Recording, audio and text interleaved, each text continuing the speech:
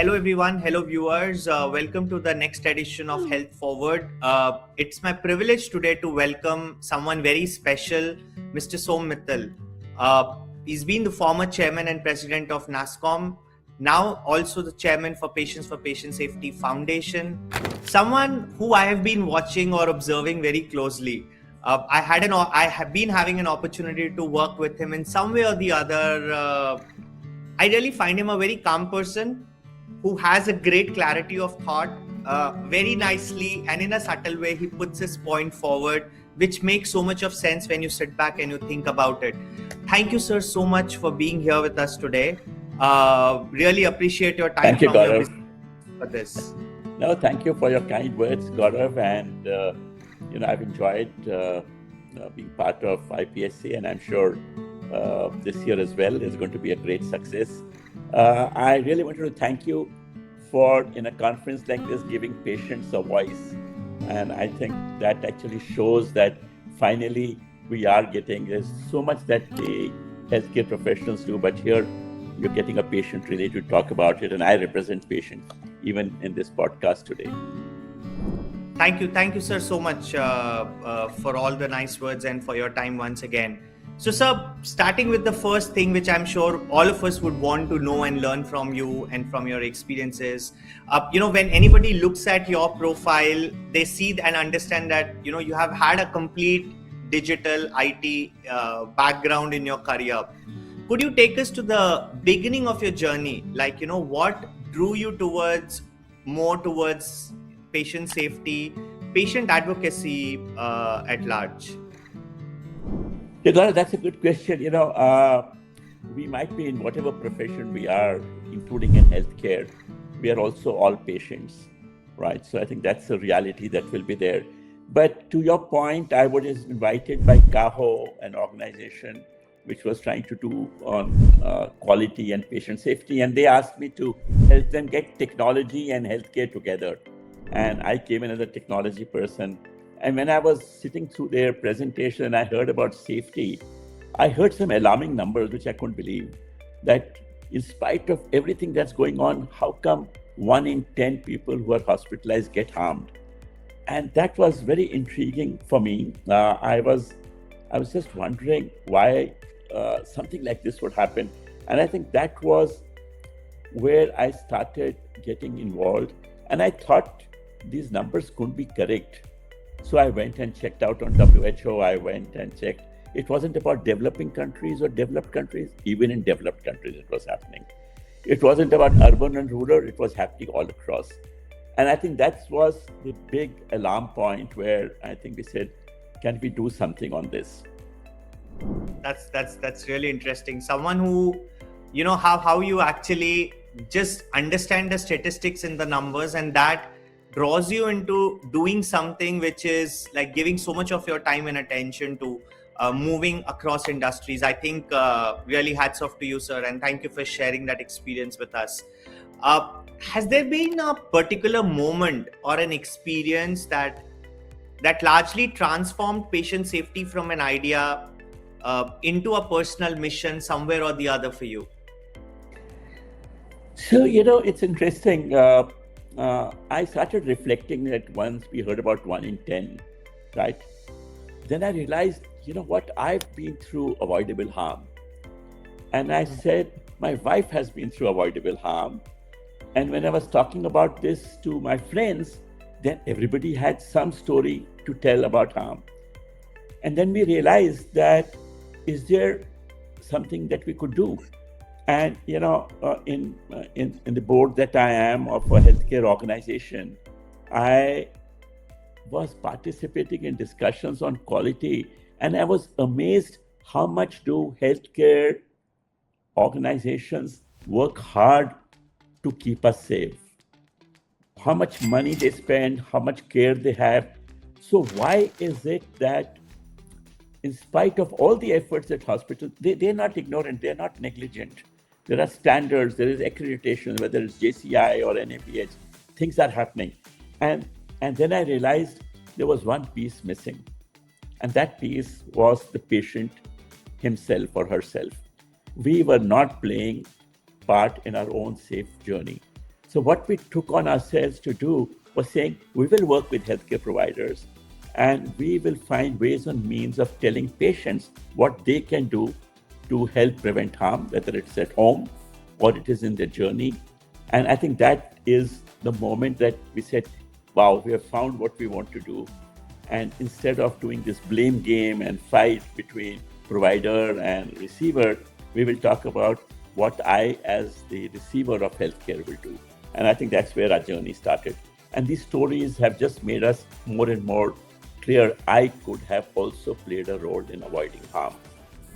Yes, sir, definitely. I mean, for all the work that Patient for Patient Safety Foundation has been doing, focusing on patient education, advocacy, creating awareness about healthcare, I think that's definitely adding a lot of value to what to expect and how to deal with these situations when they visit healthcare organizations. Sir, as you've been working very closely with patients and families, any example or something that you can share on how these interactions, when you're working with them, have actually shaped your understanding largely of what is harm about, what is trust about, and what is the accountability that we are talking about in healthcare space? So, every family, as I mentioned, had their story. There's not one time that we talk about it that people don't come and tell us, oh, this happened. And then we ask them, what did you do about it? They actually moved on, right? They actually told friends, they changed the doctor, hospital, whatever else, and they did nothing. And that's what they confessed. And we said, why, right? And then we realized that in our ethos, we were always taught, and rightly so, that doctor is God, right? You are doing such a noble work as a doctor. So we surrender ourselves fully to the healthcare side. And I think this was a good learning for us. We found that if they were aware of the harm that is likely to happen, then they will know. I'll just give you an example. A friend is same education background as mine, actually sent his driver with the prescription, and the pharmacy said, please take this medicine, but I don't have the same brand. He says, have you checked it? He says, yes. Now, we still write in pen, pencil, or whatever prescription.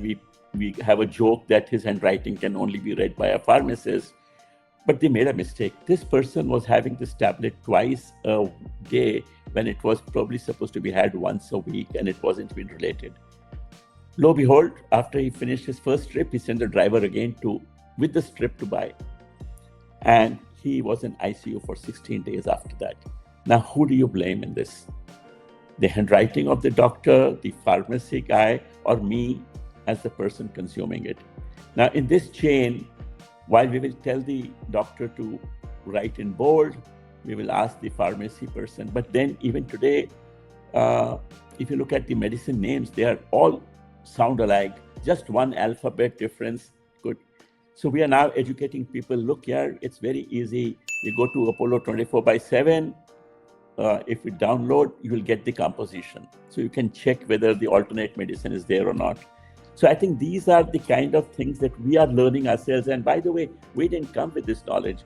We started finding out where mistakes are happening. So we started mapping the journey.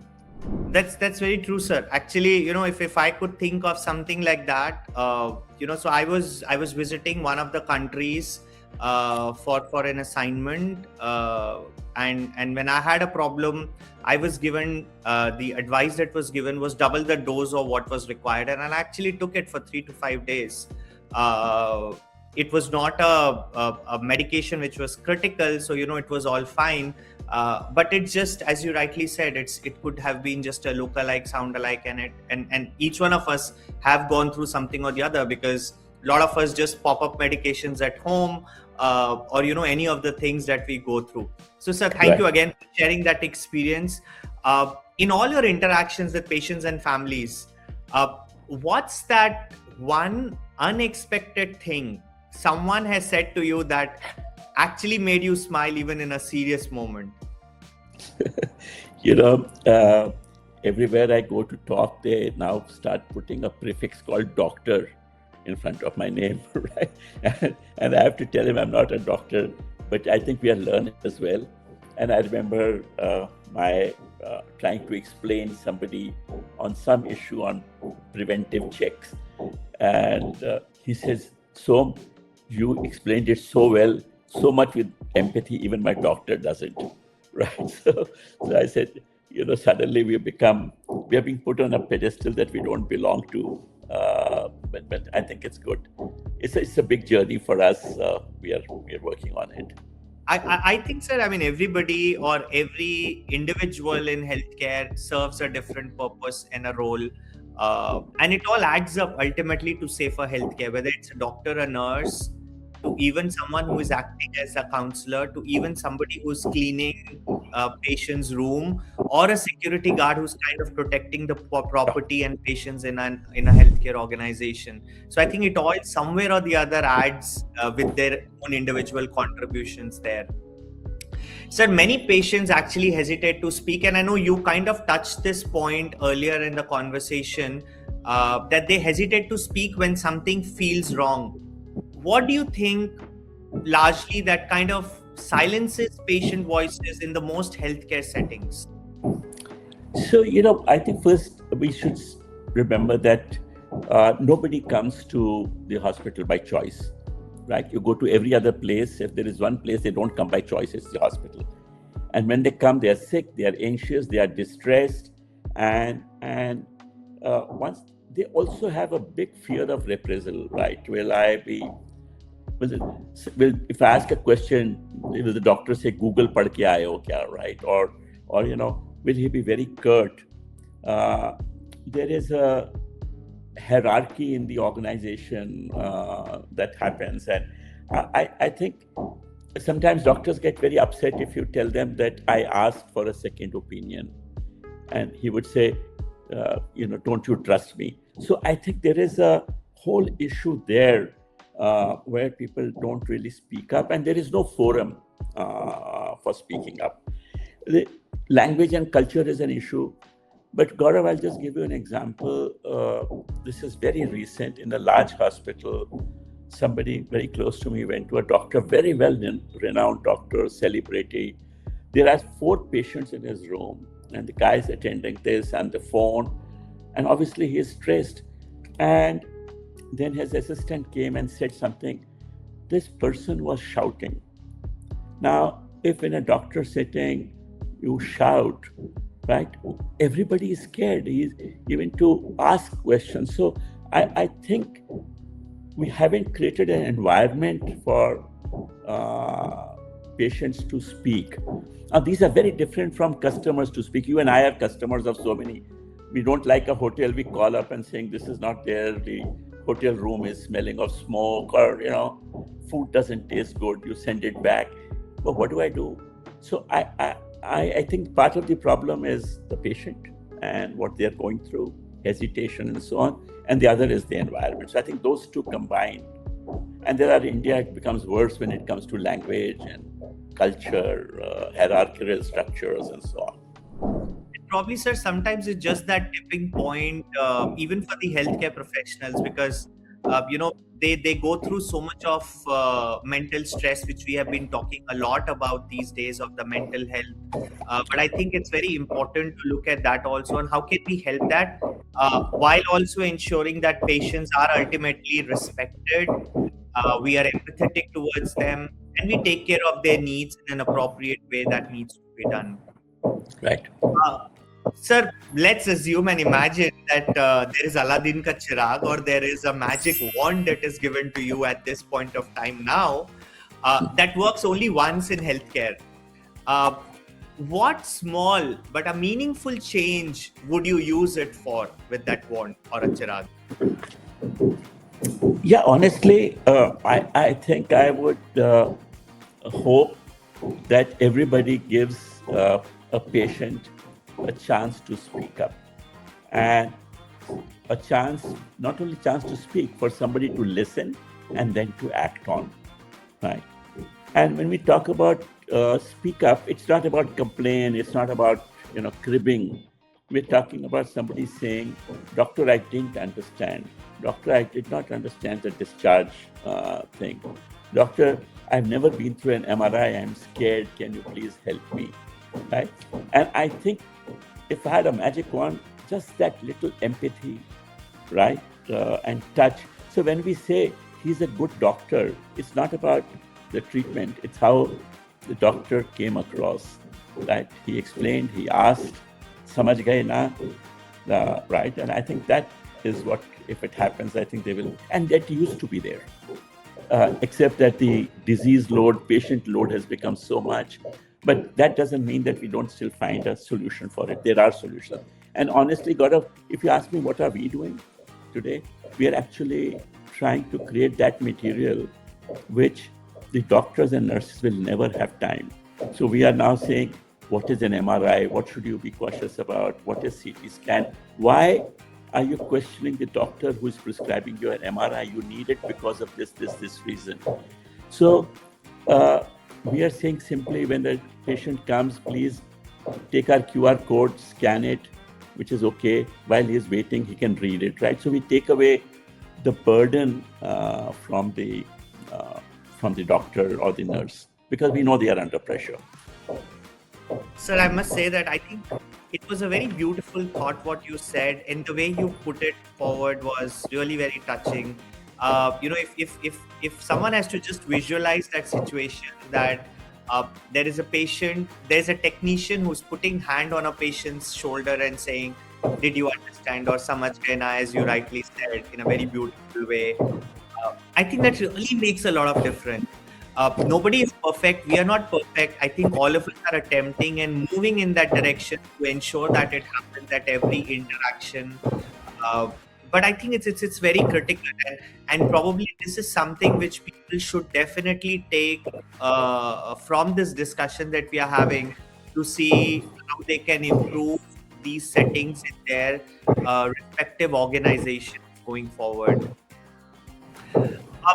Sir, the other area, if we have to touch and move from one bucket to another zone, it's about transparency after harm.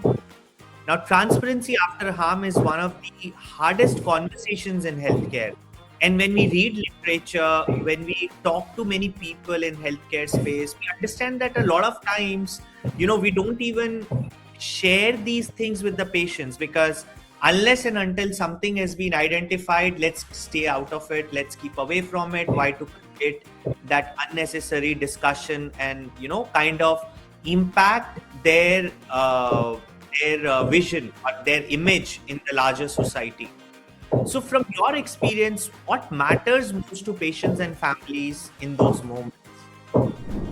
So I think this has to be addressed in two ways, right? One is that the healthcare providers actually worry about medical legal cases, right? Individuals, whether it is a technician, nurse, doctor, surgeon, right? They feel threatened and vulnerable if they accept a mistake, right? Though we all talk about that, don't kill the messenger, don't, all that. But I think today we are, but if I look at it from a patient perspective, he or she does not want money. They don't want to, they have no capacity to file medical legal cases. They are really doing because they're emotional. Their emotions were not handled, and it is out of anger, right, and frustration, that or anguish, that somebody goes and fights them. But we know that errors happen. Everybody makes errors. But if if patient is told that yes, harm did cause, why did it happen? What are the consequences? And of course, there are two cases of harm. One is harm, the other is fatality, right? Two of them are very different, but both are leading. I think holding their hand and even are saying, "Galti hui thi, humne seekha bahut," right, is the way that will satisfy me that, look, they tried their best, but this didn't work or that didn't work. It wasn't negligence that caused it. It was a judgmental error, right? I think that attempt has to be made. Today, my own experience is the moment you bring up a point there is a denial, right? In my own particular case, I had a test report which was bizarre. I should have been in ICU if I had that report. And I went back. I said, "Hey," they said, "we'll retest." I said, "No, I'm not interested in a retest. I want to go to the root cause because you people have such great processes of bar and so on." I was assured by the person who came to take my sample that it will be okay. And they actually found there were errors. But there was an attempt to saying, "Sir, galti ho jati hai, complaint mat karna," right? So I think it's a human, but I was not complaining. I hope somebody did work on it and correct it, right? So on the front of it, their only suggestion was, "Sir, हम repeat कर रहे हैं ना?" I said, "नहीं, मुझे repeat नहीं कराना. I want to understand हुआ क्या, because otherwise it will happen again." So I think we have to create an environment for this, and Gaurav, this has to start from the top, right? If we're going to punish the person, if he makes mistakes again and again, it's sheer negligence, right? And I think the person has no right? He goes zero tolerance on. It's like zero tolerance we have for frauds. If somebody commits fraud, what do? Out. But this is not fraud. It may be a genuine mistake. It could be error in calibration or something like that could happen. I think it will build trust, and honestly, I would think that over this period, the trust has been waning, right? Here is a patient and here is a healthcare provider. And when I say provider, it could be a diagnostic lab, it could be a imaging lab, or it could be the first ambulatory care, right? In this whole chain today, the trust level is going down. Patients don't realize that technology is getting better and better, and hence the diagnosis is getting smarter but they mistrust when a doctor recommends a test, and they don't take it. I just lost a friend 4 months back where a doctor had prescribed him a test, and he said, "Ye to aise likhte hain," and the guy didn't do it, and 2 days later he was gone. So in all this, who would you blame? I thought patient should have had trust, but how does he build trust? If the doctor had explained, "This is what I suspect it is," even if he had said, "Hey, I'm not just prescribing the test to do it, get it done anywhere you want to, but this is very essential for you," I think that guy would be living today, right? Yes, sir. I personally also feel that I think largely as a society, though we have Indian healthcare has come a long way from where it was, let's say 4 or 5 decades ago to where we are today. A lot of awareness among people, but I think largely as a society also we need to understand that we accept, we help, we handhold, we partner with healthcare organizations so that they are also comfortable. And the same thing applies on the healthcare organization side, that they are open to patients and their family members in talking about what you very rightly pointed it out on how do we share and work with each other like a partnership model, so that it serves, and ultimately it's for the benefit of humanity. If we know, as you rightly said, gave an example of the health your blood samples test report, it's like it's just not correcting your problem, but has this problem been corrected at large so that it doesn't happen to anybody else?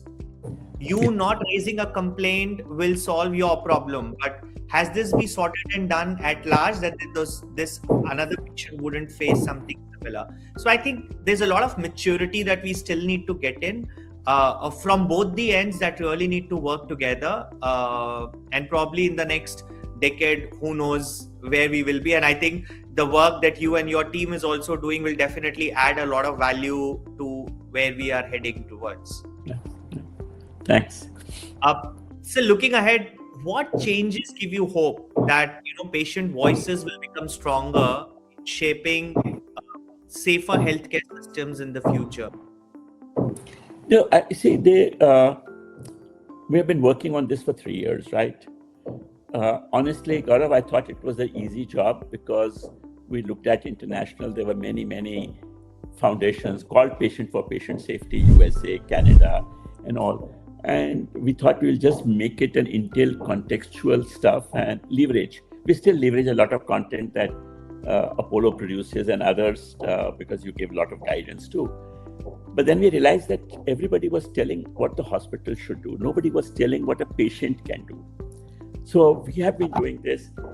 We're reaching out to, but what has been the most hopeful, what raises our hopes very much, guess who embraced us first? Hospitals, right? So today, many hospitals are putting up our content in their OPD, IPD, pharmacies. Simple things like we said, a doctor sees a patient, 30 patients or 40 patients in a day. How much time does he have? 7 minutes. No choice. Doctor has no choice. The load is so high. But in the 7 minutes, he has to see your record. He has to see your current medication, clinically examine you, understand your problem, prescribe and guide. All this in 7. But did you go prepared? So we have a small document which says, how do you prepare for a doctor's visit? 6 steps. Now, these 6 steps are being put up in OPD. Who's putting it up? The hospital. So there is hope. They are well-meaning, right? In fact, I have a problem with patients because they write to me saying, Som, what a noble cause. And I ask them if they read it. They haven't, right? But we'll get there, right? Because I think this partnership has to be there. We have to do it. Whenever we present in webinars, we hear stories, and then now they're asking us to do more and more webinars. So I think we'll get there. We should not be satisfied with where we are, right? We have accreditation, absolutely a must. But accreditation levels today, if I have to take gross numbers, they are probably single digit as compared to the number of beds that exist, right? And accreditation gives a process, but we have to follow it in not only the letter, but spirit.